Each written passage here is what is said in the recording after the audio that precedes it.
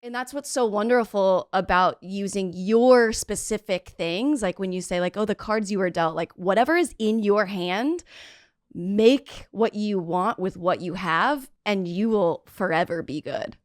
That is a message for anyone.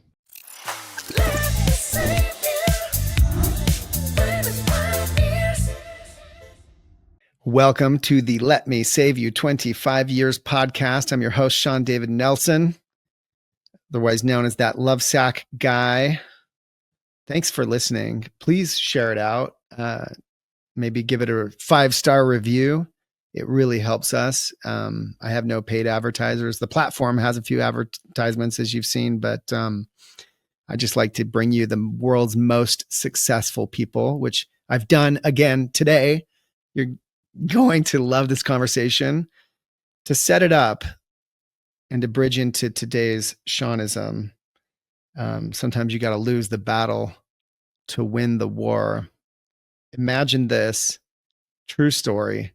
It's 2002, 5 days before Christmas, and our factory in Mexico running on farm equipment had to shut down for like the Mexican labor laws, and a bunch of us from headquarters had to cruise down there and try and operate the factory, stuff a bunch of sacks to get them out in time for Christmas. And a whole trailer load had to be driven from basically San Diego all the way across to Denver, Colorado, to our store, at the time, franchisee out there who was, pretty upset. They had no sacks for Christmas. The holiday had to be saved. People needed product. Otherwise, their business was going to fail. It was just like chaotic. And I start making my way on Highway 40 across the California, across Arizona. And I'm pulling a 12,000 pound trailer loaded from the front to the back. This is like a snowmobile trailer behind a Dodge Ram. And it's going to be like a 30-hour drive, something insane, no sleep. And I'm already 12 hours in when it starts snowing in Arizona. And there's no like snow removal equipment down here, in the flatlands of Arizona. Ends up being like 6 inches of snow caked on the road. The opposite side of the highway closes because there's this horrific accident. My side of the highway ends up being closed in front of me. No more traffic getting through, I find out, because I'm the last car on the road. There's no one around me. I've witnessed 16 cars rolled over off the road on my way to get here in this horrific snowstorm. And the sun's going down. All the gas stations were closed because they were on these Indian reservations, and they just packed it up for the snowstorm. And my gas gauge doesn't work. And so I think I'm running out of gas. I need to get to Gallup, New Mexico as my next stop. And I don't realize Gallup, New Mexico is like elevation of 5,000 feet, because this is even before Google Maps. That's how long ago this was. And all of a sudden, all alone on this highway, snow starts coming down again. It's probably by now, 6 inches on top of the frozen part that got smashed down. And I'm winding my way up a canyon where in 4-wheel drive, where if I stop, I will not get going again, pulling this 12,000 pound trailer behind like a 6,000 pound truck. If I go too fast, of course, I'm going to slide off these canyon roads where I can't even see the lines. All I can see are the reflectors sticking up out of the snow. And I mean, all of a sudden I'm thinking like, I could die trying to pull a bunch of love sacks for Christmas to Denver. Anyway, an hour later, I emerge, make it up the canyon, white knuckled. I've had so much cortisol building up, stress, pressure, anxiety, visions of my death. By the time I pull off into a truck stop, past the policeman who had closed the highway, by the way, 3-4 hours ago, wondering where I just came from, and end up at a truck stop. And I make the decision, like, I can't complete this. because I see the news, the storm is continuing to dump on exactly on the highway where I need to go toward Denver for another 12 hours. I'm not going to die. I'm not going to die trying to deliver beanbags for Christmas. And so for the first time in my life, I feel like I unhitch the trailer. I leave it in the parking lot. I call the franchisee and I say, hey, I can't continue, but if you want to come get it, you can. I drive the opposite direction toward Utah because I actually, believe it or not, had a date the next night with what would become my wife that I really didn't want to miss, but that wasn't the reason, but it did work out that way. And I said, look, if you feel like you could go get it, go get the trailer, but I do not recommend it. Cause listen, I don't quit and I just quit. It's that bad. He was so angry. He borrowed a truck from his neighbor, drove it 12 hours to go pick up this trailer in Gallup, New Mexico. I was long back in Utah, catching up on much needed sleep, having been up for 2 days straight, stuffing sacks and driving them. And this poor guy, without even leaving the town of Gallup, New Mexico, had driven for 2 miles before he jackknifed the trailer, wrecked the truck, wrecked the trailer against my advice. And I had just, by the way, of course, driven it, 18 hours through the snow to get to where I was. So what's my point? There are times to quit. There are times to give up. There are times where we have to lose the battle so that we can live to fight another day and hopefully win the war. And that's what we will break down on today's podcast with one of, I think, the most interesting people on earth. You're going to love this conversation. We get into the idea that quitting is not an end. It's an intermission. It's an exit. And it's okay to take an exit. When you've had a bad day, you still need to do that thing.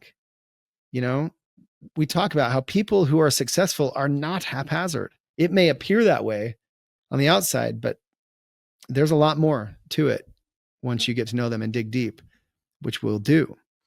Finally, messy, consistent action can save your life because it's not always going to be perfect.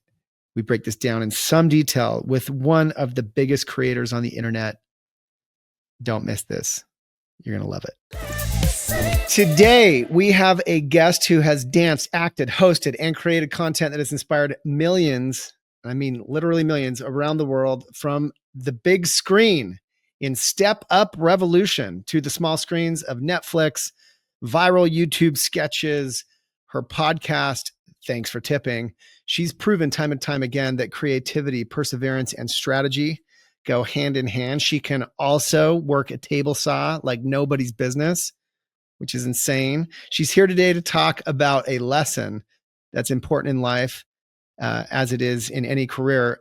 Lose the battle to win the war, because it's important for all of us to recognize which fights are worth taking and which are better to just walk away from. So you can save your energy, focus, and momentum for the battles that actually matter. Please welcome to the show, the one and only Megan Batoon.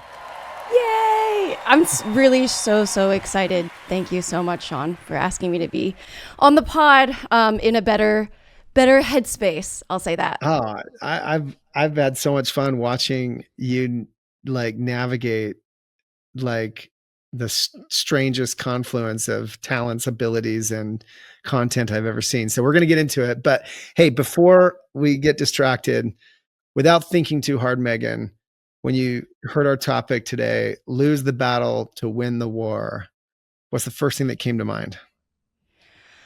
I mean, I think it was when I quit entertainment, which is the craziest thing. I mean, Did you though? Exactly. But that's the thing. I thought I quit because I was the way that I was doing it was so unsustainable that I had quit doing it in that form. But in the moment, I didn't know that I was going to come back. I was just like, I can't do it like this anymore. I don't like how it's going. I don't like the way it feels. And that's when I moved to the desert. You had reached out right around, I feel like, that time. And I was just like, well, I can't go on an entrepreneurial podcast as a failed entrepreneur. That's just not going to work. And so I was like, these are just like the ebbs and flows and the ups and downs of it all. And it's unfortunately and fortunately part of this journey that we've chose. So I'm like a young version of understanding all of the ins and outs of business. And so I'm like, like taking the punches for the first time. And I'm like, oh my God, like, I don't know if I have this in me again. So, and the older I get and the more experience I have with walking away from things that aren't serving me or that aren't serving me in the way that they used to when I first started or when things were different, then I was just like, yeah, I thought I quit, but here I am again. So that's what I thought when I first heard the topic. Yeah, well, it's so cool. And it's let's unpack that for people who don't, haven't followed you. So what do you mean move to the desert? Tell us a little bit about the arc of like your past. I don't know, since we met. So we met, by the way, for anyone listening, at the launch of Stealth Tech. So this is Love Sacks. You may not even remember that. No, are you kidding? That was a pivotal moment in my life. Every time someone comes over to my house, I'm like, you're not even gonna believe this. And they cool. First of all, they sit on the couch, which is so amazing in so many ways. And I'm like, you don't know that this is modular. I can change it in any way. Look at all this storage. Oh, it's heavier because there's an actual like Harman Kardon speaker in it. And guess what? Your phone can charge. And they're just like, what? And I'm like, yeah. This. I'm like honored. I got Megan Batoon giving live demos in her living room. That's like, yeah, exactly. It's the coolest thing. So you got to come to our launch event that happened during COVID. It's like the weirdest time. And I remember meeting you and I was like, cause we invited a bunch of different influencers and cool people and whatever, LA celebrities. And here you are. And I was like trying to figure out like, what do you do? Cause then I'm looking at your stuff and I'm like, man, she's like, building properties and I don't even know, like interior designer, but she's dancing and that's cool.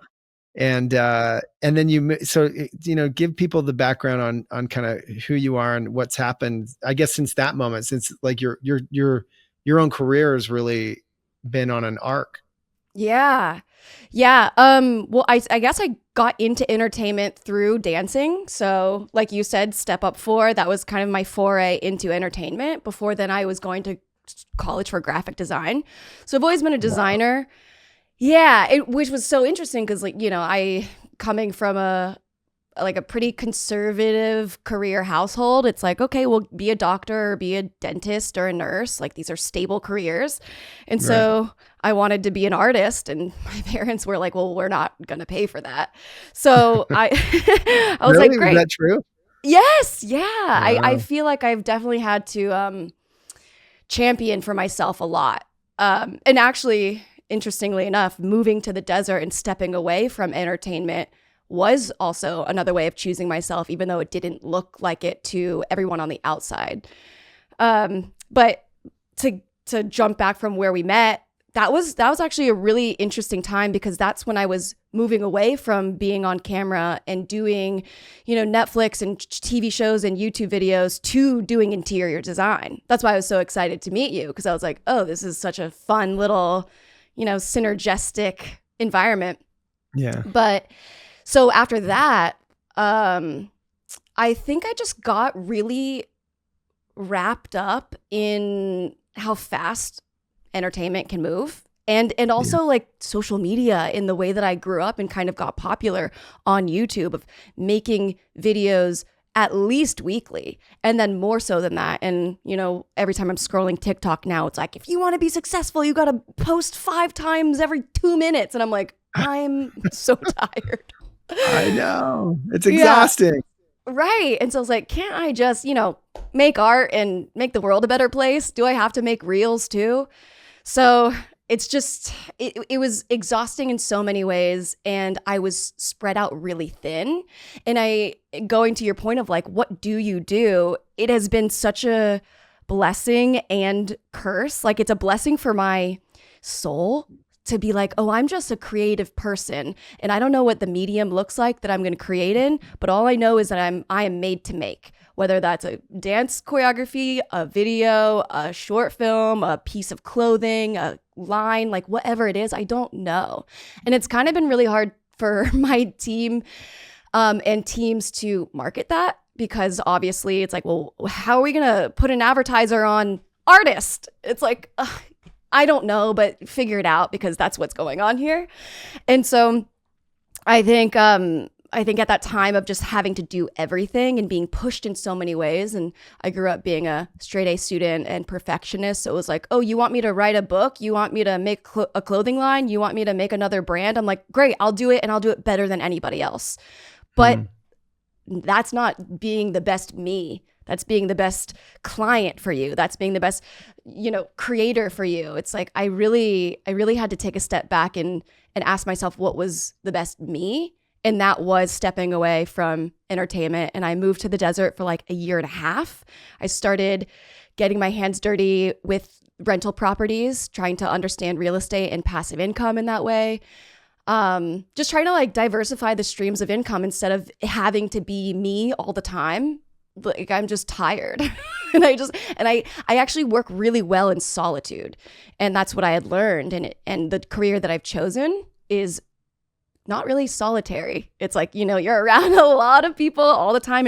And the more you grow, then hiring and being a leader, it was just like, man, I really just want to be an art kid in the yearbook class. Like, I just fell into, chasing my dreams and rallying people to do it with me.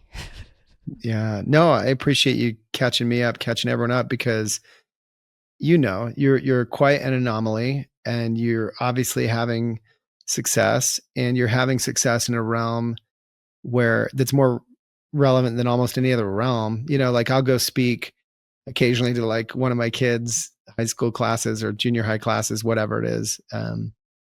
Because I'm an entrepreneur, I started this company, whatever, people know my products. And if I ask them what they want to be, half the room wants to be a creator or a influencer or some version of what you're doing.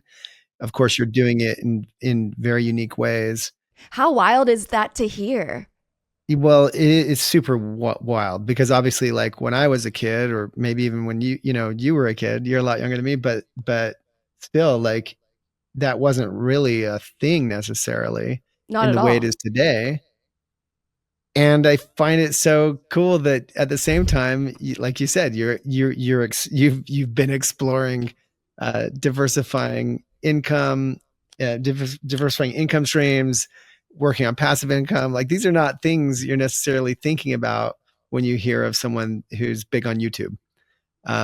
Yeah. And how did that work out for you? Like as a revenue stream and all that, besides the creative part, which I saw, as you built and did these renovations and danced your way through them, which is also super unique.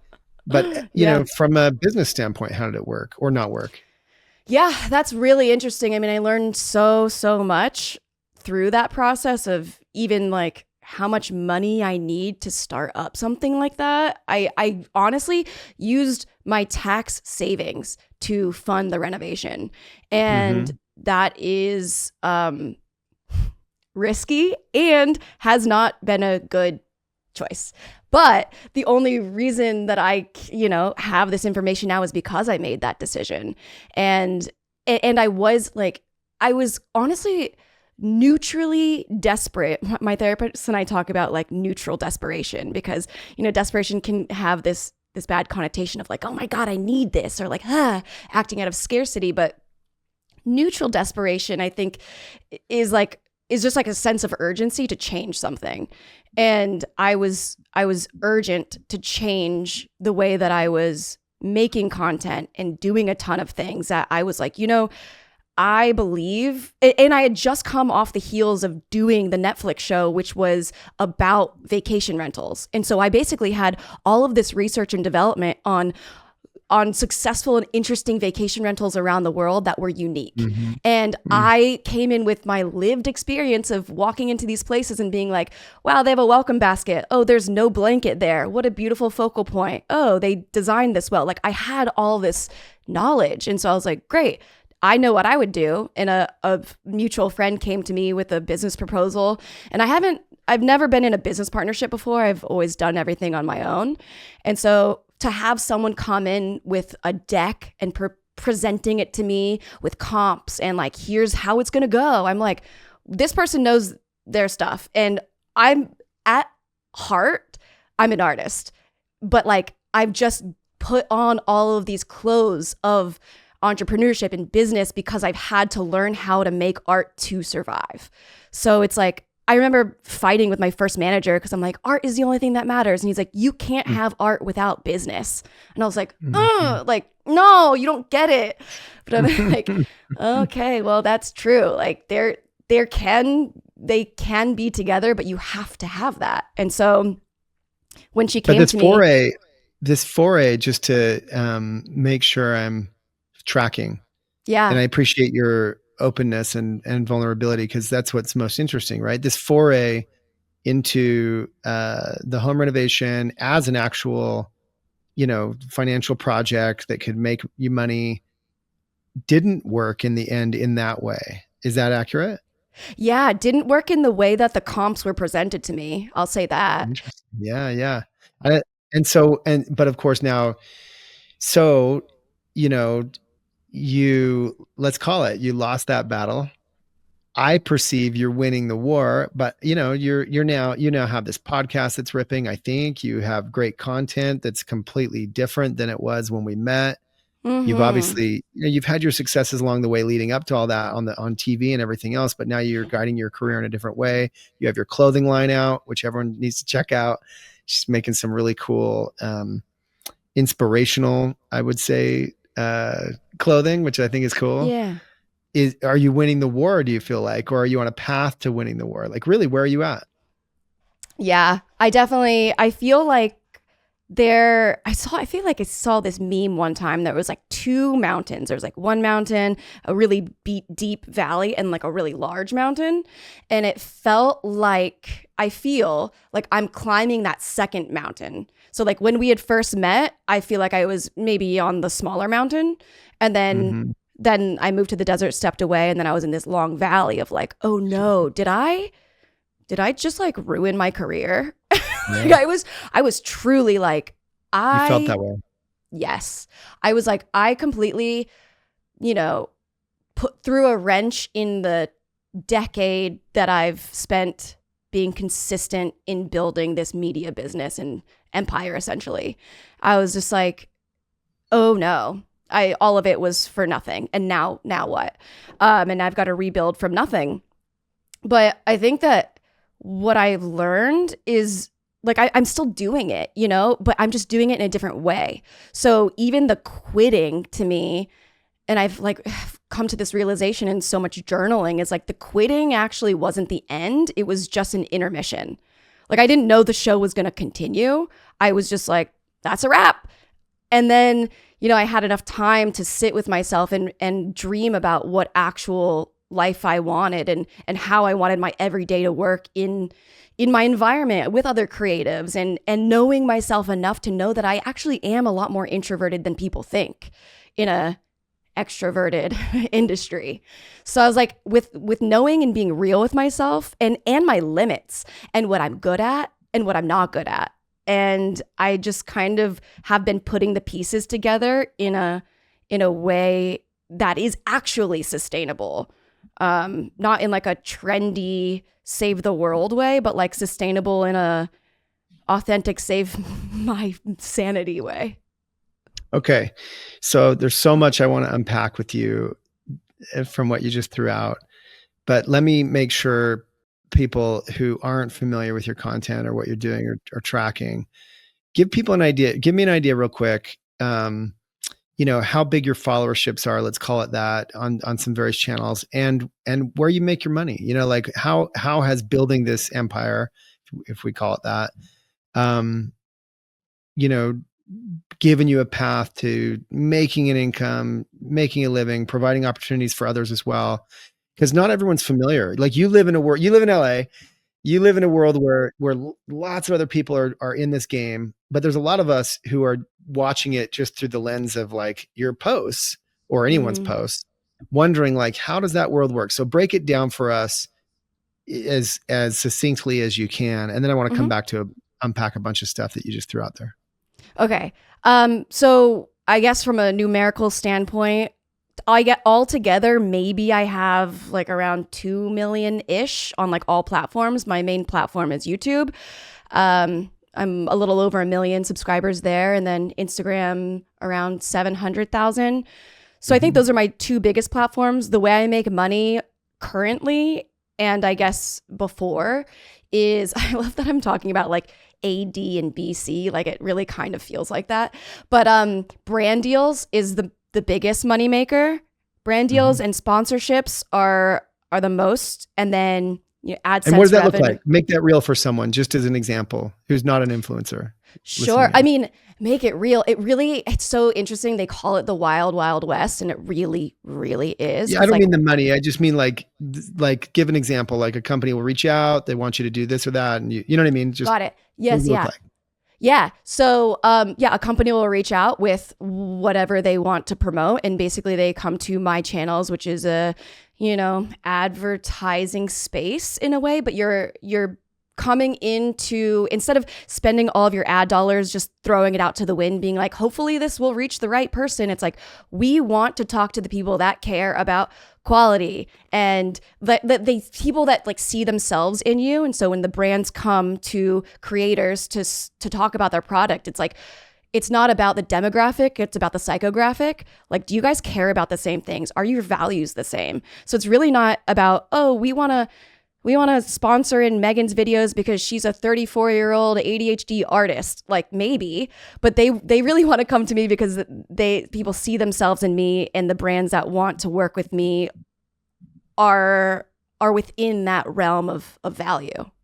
And then you get to conjure up, something artistic or interesting that hopefully delivers on some of their messaging, but it's up to you as an artist, right, to kind of generate that. Yeah. And it's interesting because there has been some brands that I've said no to that would come and they'll be like, here's the creative brief. This is the shot list and everything. And it's like, well, just go hire an actor then. Because if you're essentially coming to me to rent ad space from a creator and a production house that creates ads, let me do my job, in the way that is gonna resonate with my audience so that I can help you sell your product. Like you're kind of getting in the way of this when they're giving too much. But yeah, I mean, it's up to me to do the talking points in a authentic way that makes sense to me and the brand, of course.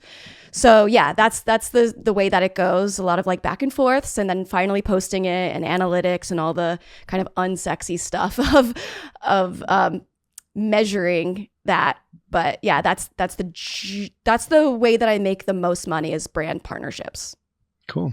I just think, there's a lot of people looking on that wonder how it works. Does YouTube just send you checks? Does Instagram just send you checks?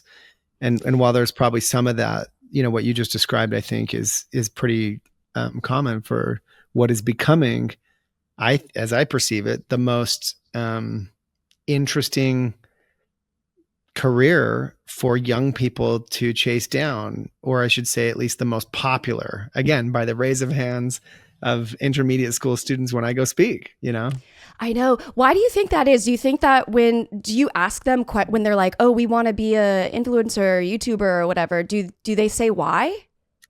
I mean, if I were to guess just based on observing my own children and observing, their peers and all that, I think that, look, in fairness, I think they see it, they understand it because they're on the other end of it. And so it's like, hey, I could do that. And they're seeing, you have very unique talents. And I mean that really sincerely. Like you are a professional dancer, a professional actor to some degree. Definitely. I mean, you're you are very capable in interior design, actual build. I mean, you just have a lot of skills, but a lot of, then there's influencers that have no actual skills that are noticeable like that, but they obviously have figured out how to make videos. So I just think that kids look at all the different species and think I could do that. And by the way, they should. I mean, like that's absolutely the point of the medium, right? Absolutely. But as you know, and as I know from even the little bit that I do, like this podcast and other stuff related to it, it's super hard work and it's super uncertain. And it requires a ton of actual work that's not flattering, that's quite boring, that's, running down XLR to USB connectors and editing and all the things, that people can't see on this end of the camera. And that's why I just asked you to break that down a little bit. Yeah, for sure. It is a lot more work than people think. I remember I had a friend that was staying with me for a bit, and I was doing a collaboration with another interior design creator, and we were filming for, I don't know, 8-10 hours. And she was just like, all of this for a YouTube video? But it's like, I don't think that people, I mean, maybe now people are understanding, like, the most people watching anything is on YouTube. Like YouTube is the largest streamer, more so than Netflix and Amazon. And so it's like, it's a YouTube video, but also Hot Ones and Chicken Shop Date, which are like the biggest shows, are YouTube shows. It's just like getting far more viewers than Good Morning America. Right. Or Take Your Pick, Right. So it's not a joke. And you do it with a lot of grace and true art, I don't know, truly artistic bent. And so look, coming back now to just some of now that we've, established who you are, what it is you do. I want to dive in. Let's dive in. There's so many things I want to unpack with you, but you talked about being introverted. Listen, there's a lot of people who, like half the people, are introverts or have a very introverted side, but would never perceive someone like you that way because you clearly can handle yourself on camera in front of millions of people one way or another. You're a dancer, you're out there, and I mean, you're bold, you're an artist, you're making bold moves, you can speak, you're beautiful, all these things. But I understand, like, fundamentally, first of all, this came through, I had the chance to become a certified MBTI administrator. This is like getting into like psychology and like personality profiling. And like half of us are introverts at birth, pretty much. And we're hardwired that way. And introverts have a very interesting trait that is, they can actually and often will be seen speaking on topics that they're comfortable with and familiar with very verbosely, very fluently. But generally speaking, they are introverts. And so they can be mistaken for extroverts because of that ability. And they can, but in the end, so talk about why you say you're an introvert, how that manifests in your real life, and maybe some advice for people who struggle with this idea that they have to be like extroverted to succeed in some way. Yeah. I mean, I do think you need to be able to be extroverted to succeed. I do think there's an element of that, unless to be extroverted, to appear and to show up extroverted. Yeah. I think to tap into that, like, you don't have to be extroverted, but a lot of business is connection and networking. So you have to be able to talk to someone and share ideas. Yeah. And the way that it manifests for me is like, if I'm not in front of a camera and in front of a person or an audience, like, I'm basically just like, well, I'm not doing nothing, but I am not talking. I am hyper fixated in whatever I'm creating or making. Like, what my happiest places are when I'm alone, music is on, and I'm either like deep in a deck or like the smallest paintbrush you can find. Like, and by the way, if I can interrupt, that's a superpower, because A lot of extroverts can't have the discipline to sit down and do the art or edit the video or, Right. get meticulous about the kind of stuff that I've seen you get meticulous about. And so I think like, do not mistake introversion as some kind of handicap. It's what Right. gives you that ability and strength that you have to do that. And if you've also married it up with the ability to show up as extroverted in the right moments, which may be exhausting for you, I'm guessing, Yeah. but useful, then that's a Totally. tremendous recipe for success. Absolutely. I know it's like when you think about going into a job interview versus like hanging out in your free time, like you're not going to even be dressed the same. It's like do the thing that you need to do in order to do what you want to do. And I guess that kind of goes back to like the business side of the art. It's like, yeah, do the business so you can do the art. That's brilliant. And I think some people, it's so cool to hear you say that because often artists will also deliver some kind of line like, it's so important to be authentic, to be true to yourself. But we can mistake that and take that too far to where we're our own worst enemy because we're not willing to do the business so we can do the art. Right. Or like you said, do the thing I love how you said it. Do the thing that you need to do so that you can do the thing that you want to do. Is that what you said? Yeah, I think that's exactly it. Yeah. I have a filmmaker friend who sometimes will push me to do some things that I don't want to do. And he says it's eating your vegetables. And I'm like, yeah, I gotta eat my vegetables so that I could have the dessert. So even if I'm doing a task that I really don't want to do, if I'm like doing something on the website, but really instead I want to be refurbishing this lamp, I'm like, I gotta eat these vegetables so that I could play. That's right. And so you can show up authentic in the realms where it really matters. And so don't mistake, needing to do the things, needing to show up as an extrovert if you're an introvert. Mm-hmm. Or if you're a classic extrovert, you need to buckle down sometimes and do the editing, do the polishing, or do the things that, again, that's me eating my vegetables. I'm on the other end of that scale because I'm probably an extrovert naturally. Oh, that's so and cool. I just think, well, that's the thing, right? Is like, we're all just struggling along, trying to play the hand that we're dealt. And you were dealt some amazing cards. You have all these skills and abilities, but you've had to find a way to harness those into the success that I think you're having now.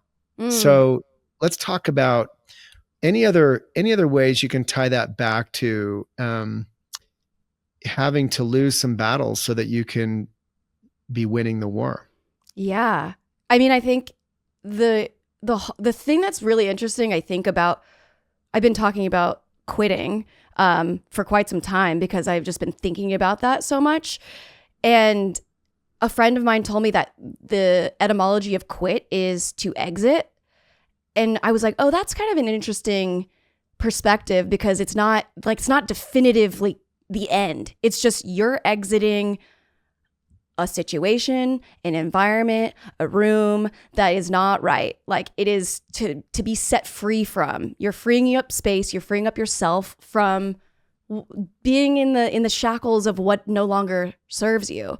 And for me, like I had fallen into YouTube through dance and then realized you can make a business off of it. And then so I guess I've always had this like entrepreneurial spirit and a foresight for the future to be like, how can I set myself up for doing however I want to live, whatever I want to make, passive income, all these things. And so I think like thinking about quitting in those moments is an act of love and transition from what wasn't working for me. And it was like the hardest thing to do. People say like, oh, quitting is so easy, or like winners, never quit, quitters never win, which like, I feel if we think about quitting as an exiting or a transition, the best winners quit. Like as business people, we have to try something that's never been done before and then see how it goes, assess it, and then pivot. And even when I think about pivoting, it's like when I think of like the Friends episode where he's like pivoting the couch, where it's like they're not Pivot? stopping. Yeah. I was like, they're not stopping moving the couch. They're just stopping the direction in which they are moving the couch. So it's like quitting isn't stopping. It is just ceasing going in the same direction that you were going in. I think it's brilliant. I think the way you're terming it is brilliant. And I also, like want to compliment you. When I reached out, I don't know, who knows, a year ago to get you on my podcast, and you're like, no, like you're like, no, I don't want to come on. And I didn't know your story. I didn't know where you were at, but you just explained it to me, and you're in this place, I think, where you were quitting or transitioning, and you didn't want to necessarily come on and talk about being a successful entrepreneur when you felt like you were in that mode. And now here you are, I think, having great success, and you're in a totally different place. And I just think that's worth calling out, because number one, you were self-aware, which is the root of all success. Two, here we are, and it's a different day. And so you're living proof to people watching or following, people that have followed your career, or anyone that they think look, if you're not following Megan Batoon on Instagram or YouTube, do it. I mean, she puts out such amazing content, and it's so diverse and interesting because you have all these skills and abilities as a trained graphic designer, as an interior designer, as an actual builder, as a dancer even. Yeah. And so you're super entertaining, right? And I'm not saying this to fluff you up. I'm saying this because people looking on can look at someone like you and think like, what, they have everything. But I want to point out, like, you've walked through that valley. You were open that it was even like a failure to some degree. It didn't work out financially as you'd liked. It probably didn't produce the passive income you wanted. Right. It also it didn't put you exactly on the trajectory you wanted from a creator standpoint. You had to pivot again. Right. And quit to land here. Mm-hmm. And on top of that, I want to go all the way back to the beginning. You threw out there, you were a straight A student. And I commend you on that, in the sense that so often we hear these stories like, oh, I dropped out of college and now look at me now. But like, you had to eat your vegetables just so that you can speak as articulately as you do on this podcast live. And that's what people see. They see the glossy part, right? And they're intimidated by that. But it's valuable to know that, if you eat your vegetables and you go get educated and you go develop some skills, even if they're a strange set of skills like yours, wow, look what you can do with it in today's age, even mostly on your own, not necessarily through the, I don't know, typical route of corporate America that will pay you for the skills that you bring. You can find this alternate path that's totally unique to you. And frankly, that didn't even necessarily exist a decade or two ago. 100%. I know. It's interesting. I looked up our messages just to see like when that was. It was in 2023. So it's 2 years ago. And I don't know, I just think it's such a lovely full circle moment, because even when you reached out then, I was like, wow, I'm at a valley, and I guess I could go on, and maybe that's inspiring to see somebody that's successful in their non-successful moment. But I was so unconfident in that time that I wouldn't be able to show up this way. And I now have so much clarity. And when I think about opportunities having a shelf life, it's like, wow, this sucks. Shawn's never going to ask me again. And it's like, well, if you just continue to go on your path and follow what's fun and let your curiosity lead, and like, I don't know, just still within me, like being a hard worker and wanting to make something better or make something that doesn't exist. It's so lovely to know that the right things will come back into your path when you are ready for them. I love that. And that's a message that everyone should hear, because all of us, including me, Mr. like lovesack and buoyant and like energetic, whatever, because people perceive me that way. I have my days. I have my weeks. I have my years, that are, and I once heard Tony Robbins say, like the famous Tony Robbins, like what do you do on a bad day? And it stuck with me. He's like, I just try not to have them. Ooh. Whether I got to go cold plunge or whether I got to go like reset or I got to go work out or whatever, I just try not to have them. Now, I'm not Tony Robbins. But it stuck with me. And to some degree, I also try not to have them. I am also okay living in that space for a minute and allowing myself some grace. Like, hey man, I'm not feeling good. But even within those hard years, let's call it.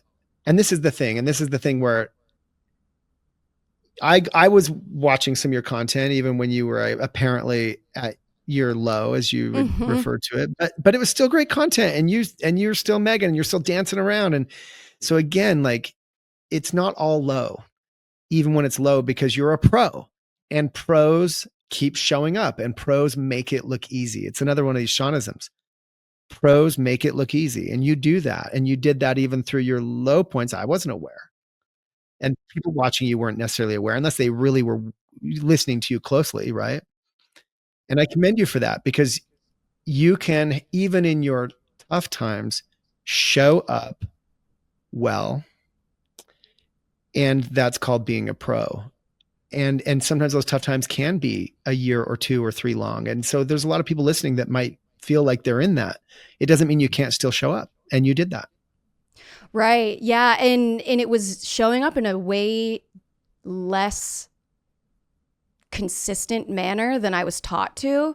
And that got me the success. I mean, in order to grow on any social platform, you have to just be doing it all the time consistently to build that trust and to get people to be like, oh, it's Monday morning. Where's my cartoon? It's kind of that same programming. So I heard, I was watching a podcast with Seth Godin, who is one of my favorite marketing gurus. And he was saying that, people don't, as someone who's like, authenticity is everything, which it is. He was like, people don't want authentic. Technically, they want consistency from their brands. So it's like, even if you're having a bad day, you gotta make the thing that people want. And it's like, you can have a bad day and still do that. And I think that was really interesting to me, because at the time I was like, well, the most authentic thing I can do for myself is to quit. And it's like, well, yeah. Can you still share can you still do the thing that you were doing, which is connecting with people and sharing your story, but with what you're going through now? But the thing is, I was so embarrassed by it that it was like, I don't want to talk about it until I'm out of it. So yeah, if you're listening, like, there's always going to be an ups and downs, and there will always be an out of it. Brilliant advice. And you lived it. And, for those on looking, they might not have ever noticed unless they were watching super closely. And so you're living proof. And by the way, you're living proof that it can come back around if you just keep grinding. And how do you fully quit, or really stepped away completely, even when you weren't feeling it? You would have fallen out of the algorithm. It would have been very hard to lift yourself back up. And so sometimes there's value in just slogging, even as you know that you might even be slogging in a wrong trajectory, in the wrong direction. But you keep walking versus freezing and never waking up again, like, to use a metaphor, if you're in the wilderness, sometimes you got to just keep walking to keep that body heat going, so that you can end up somehow back on the trail, though you've diverted. And I think, like, there's value in that for people. And sometimes it takes a year or 2 but you didn't stop walking. So I really compliment you for that. And let's talk about some of the successes you're having, because you have this clothing line. You have your podcast, Thanks for Tipping, which is super funny. And I don't know how you do it, like, because you're also, like, very witty and funny on top of all these other things. Tell us about some of these things you're doing. Yeah. Well, it's basically like, when I took a step away, I got really clear on what things gave me energy and what things didn't. I feel like I was doing everything. And so the versions of things that I really enjoyed was designing clothing and podcasting. So those are the 2 first activities that I kind of put back into. I call it like an elimination diet. It was like, oh, I was like sick. I was sick of overworking. I was sick of being a workaholic. I needed to take a break and give myself a full body reset, like a factory reset, and then started to bring back in what was actually helpful and sustainable for the long term, like 10 years down the line, which like nobody knows those goals of mine, but it's like, if I just break them down, these two things can help with that. So all of the things I'm doing now are just to get reps in and get better at those skills so that I can synthesize and amalgamate all of them into this idea of a media empire. But yeah, and I'm like working on a like a secret business that no one knows about except for like my close friends. But it's really interesting because I mean, you know, with AI now, it's like I'm asking all these questions and like I'm giving it some things. I'm like, oh, I can only do this, which actually is something that I need to work on as a business owner and leader. Is like, I think I need to do all of it because it's like the way that I want it is so specific. But I need to learn how to delegate in ways that are actually going to help me of only what I can do. It's really hard, especially coming back to YouTube of I want to make different videos because now I'm an older woman and I'm not this 20-year-old girl in her like apartment kitchen. Like I'm like, now I know what I'm doing. Now I have a different perspective and I want to make videos that feel a little bit more premium, and I don't want them to be every week. Like I want it to feel like quality. And so in me coming back to making, I'm trying to figure out the tone and the way that it feels and like, what is this? So that whenever I do find an editor, I could be like, well, this is the tone, instead of finding an editor and being like, can you do this? Like, I need to figure this out first. So I feel like I'm in this rebuilding stage of like doing everything myself. But I think I should probably learn how to not do that. I love hearing you unpack that for everyone listening, because this is you again being introspective, self-aware. It's why you're going to be successful. You know, here's the cool thing. And this is the part that I just have to drive home for everyone listening.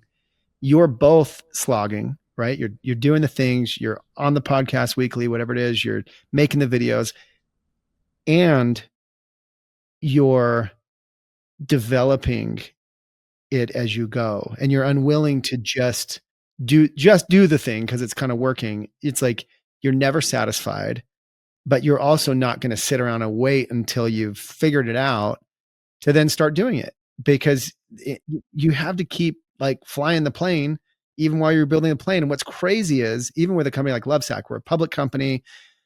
We have thousands of employees. We have 300 locations. We do have a lot figured out. We have a lot systematized, all these things.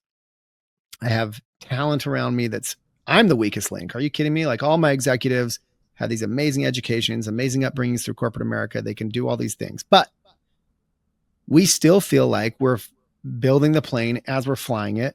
Right. Even with all of the systems and management layers that we have in place.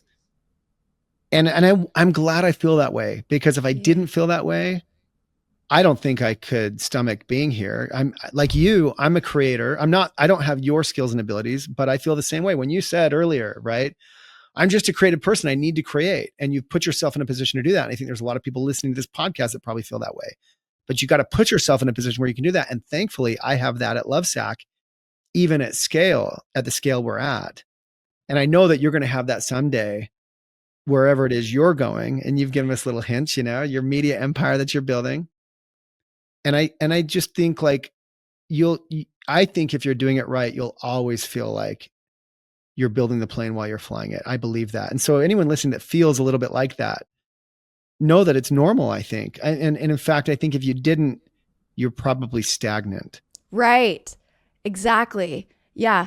We're just going to keep getting information and having to make changes to accommodate that. For sure. I tell myself all the time, like you'll find the path as you walk it, or the path will reveal itself as you walk it. And action creates clarity has been such a mantra of mine.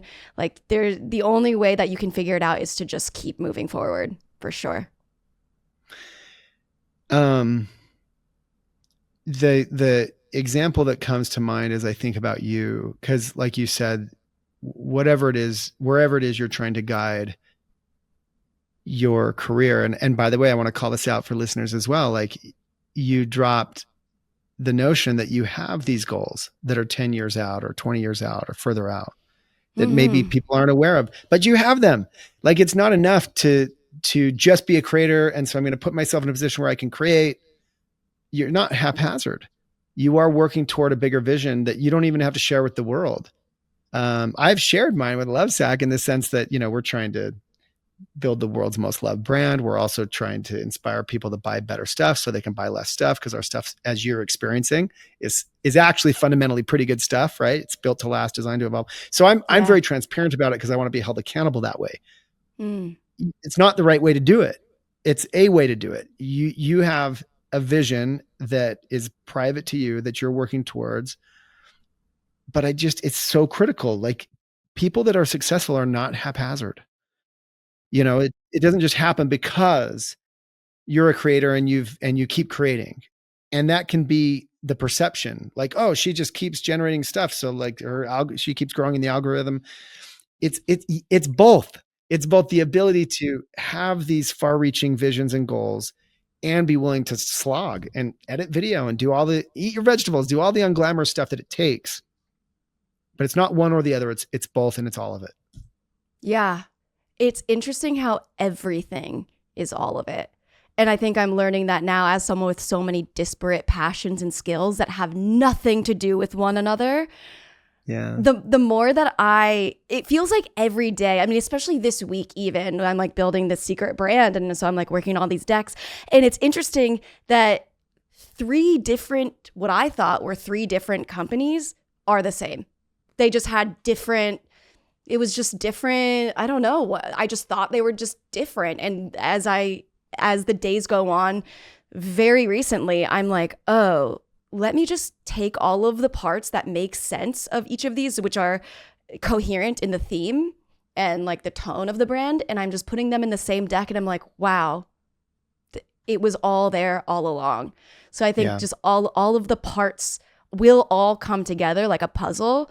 And even like with dance and design being so different, it's like, that's a puzzle of me. Like what other dance designer is there? So it's like, it's all, once you have all the pieces of you and you authentically put them together in a way that they can sing and make a clear picture, like it's all a part of it. Every detour was still a part of the path. That's right.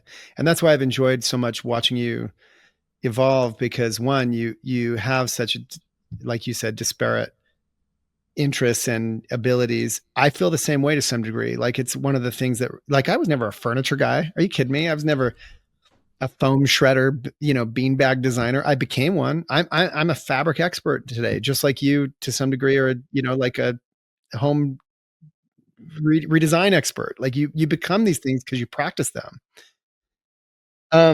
But I'm a musician. I'm a performer. I grew up on stage, actually, in lots of different formats, from plays to dancing, actually, believe it or not, singing and dancing from a very young age. I traveled the world doing some of that, to cover bands through college. And, and my point being, last week, I got to stand on stage at our Manager Fest, and, I got to play, we were the opening act for like the main act for our 700 people with my kids, my point being, and then I get to speak, and I think I'm a decent speaker, but look, it's not my job. I'm a CEO of a company, but it's an element of my job. And and I do get to utilize a lot of the skills and abilities that I've amassed along the way. So I can really appreciate, and it's cool. Like I do it in these ways. You're going to find a way to roll all these things together and be super successful, I'm sure. And it's okay. This is the message that I want people to hear. It's okay if it takes time. Like, to be honest with you, Lovesac has this beautiful purpose that I kind of threw out to you, and this great mission. But I pretty much just kept making and selling beanbags and couches for 2 decades before we uncovered a lot of that. And that's what it took to see it all come together. And here you are, years into your career, you feel like some things are coming together. And the best part is, Megan, we could have this conversation 5 years from now, and what you thought was so convergent today Right. will actually just be a piece of your menagerie that's even more far reaching and more aligned and what's the right word? When you simmer something down, like concentrated, like and clear Right. 5 years from now than it even is today as it's converging for you. And I know that because I've lived that with Lovesack. And that's my message to people. Like, you have to be willing to put in the years sometimes that it takes to get to that thick sauce. Right, You know? right. Yeah, well, I'm like thinking, what is that called in cooking? Where you like a reduction. Reduction. Yeah, a reduction. That's what I was going for, to get to that reduction. And that's what I see happening for you. But by the way, it's not a one-time event. It'll keep happening. But it's also because you're intentional about pursuing it. You're thoughtful, you're introspective. You're not just slogging, you're also setting goals and doing. And that's the beauty of creating. And so, and it goes beyond now, there's creating in the form of dance and choreography. I grew up over a dance studio. My mom was a ballet teacher for 40 years. And I started Lovesack in a dance studio, by the way. Oh, wait. Tell me everything. I want to know the inception. When is the first time that you wrote Lovesack down in a notebook? Okay. I was selling cell phones for VoiceStream Wireless at a kiosk in Home Depot when I'm 21. I had made a giant, beanbag that rode in the back of a truck up and down the street when we took it to the drive-in movies and camping. And my neighbor kept bugging me like, you got to make me one of those for my kids for Christmas. So eventually I was so bored slinging cell phones with all this downtime. I'm like, okay, I'll start this dumb company. I'll sell my neighbor a 6-foot beanbag. I need a name: love, peace, hate, war, hippie love sack. That sounds cool. Right. I paid $25 to register it. And, here we are. That is iconic. I don't know. Is it? Yes. What do you mean? Yes. What? Like, okay, wait. So you were in a dance studio when you started it. What were you doing in the dance studio? Was that where you registered it? No, was that where you thought about it? I needed a place it? to roll out fabric, because like Lovesacks are so big, it requires, like 10 yards of fabric. And so, but my mom had just retired from teaching dance my whole life. She taught dance. I was like the prince in the dance recitals, Yes. The one boy. The gig, the jig. His mom. Yeah. And I was that guy. And so, but it's great. It taught me how to be on a stage and all the things that you learn, which is great. But I grew up over I can still smell it. You know exactly what that studio smells like. Yeah. The Marley on the floor. And I don't know, the tights and leotards and whatever it is like that makes a dance studio smell like a dance studio, but wow, cool. But that's where Lovesack was started, because I had the space because my mom had just retired and she let me use it because it was just like sitting there. It was in our home. Wow. Anyway. I love that. Well, these things converge and that's why I love watching you. I'm super excited to see how it unfolds. I think others should watch people like you, and I commend you for being so open and honest and vulnerable, because the sad thing is so many of us just see the slick side of people like you. Yeah. And it's easy to mistake it for like, I suck. I'm not as pretty. I'm not as capable. I can't dance as good. Whatever it is. And then they give up, where really, maybe like you, but more unlike you. I said this the other day to some of my people. I'm actually good at a lot of things, but I'm not great at anything. Like I'm not a great dancer. I'm not a great singer. I'm not a great speaker even. I'm okay at all these things, but at least it lets me, do what I do today. And it's so, and so that's okay too. Cause some people are looking for that thing, like, and they give up because they're not great at something. And actually I think you're great at a lot of things, but you probably feel like you're only good at these things or something is my guess. Because there's other interior designers, there's 100%. other dancers, they're on tour and you're not on tour, whatever it is, right? I know. One of my favorite comedians that I've looked up to for so long, I actually met backstage at a comedy show, and I was talking to him about something, and he had said somebody that I look up to for years and still will look up to for the rest of my life, I'm sure, had said something that was like, he's like a musical comedian. So he has like musical acts and then also stand up. And he was like, I'm not good enough as a stand up to just do comedy, and I'm not good enough as a musician to just do music. But when I put them together, no one's better than me. And I was like, oh my gosh. And that's what's so wonderful about using your specific things. Like when you say like, oh, the cards you were dealt, like whatever is in your hand, make what you want with what you have, and that only you can do, and you will forever be good. That is a message for anyone. All right, Megan. Man, I want to just chat with you for hours, but look, in the spirit of let me save you 25 years, now that you're on this path, I can sense you hurtling toward your destiny. What piece of advice do you have for someone, that's in one of those valleys, that's had to lose a battle to hopefully come back to the war, that might save them a chunk off their own journey? For someone in a valley, I guess there's two things that I want to say. One is just do 1% better every day, or not even better, but just do 1%. I've experienced depression through that. So you can't really do anything when you're depressed, turns out. So if you can just do one thing that will help you in the direction of what you want, whether that's getting rid of something that is in the way, making something easier to achieve, that is really, really helpful. The action, consistent action, messy, consistent action has changed my life. Does not need to be perfect. It won't be perfect. And if it is perfect, it's going to be boring. So just keep doing, even if it's messy, even if it's uncomfortable or you don't know what you're doing, you're going to find out what you're doing and how to do it as you do it bad. Brilliant. Just keep moving. Just keep moving. Which is tough when you're, depressed or down or experiencing those moments. Look, you need to follow Megan on Instagram and Twitter, as I do, Megan Batoon, Batoon, and grab her sweet merch at meganbatoon.com.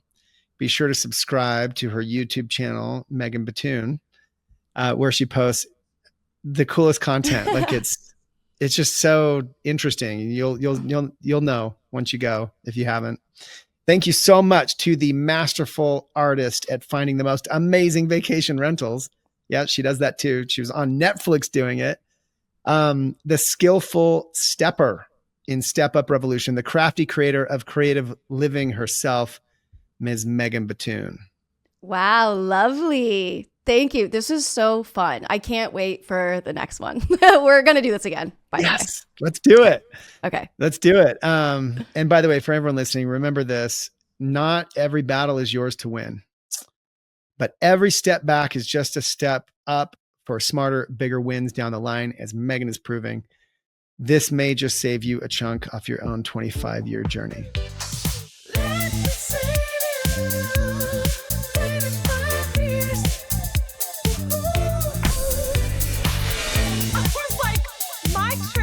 Once a year to take my friends away should not be the budget for your bike across America. TikTok has become an aggregator for some of the dumbest human actions. When I won that million, I was $2 million in debt, barely hanging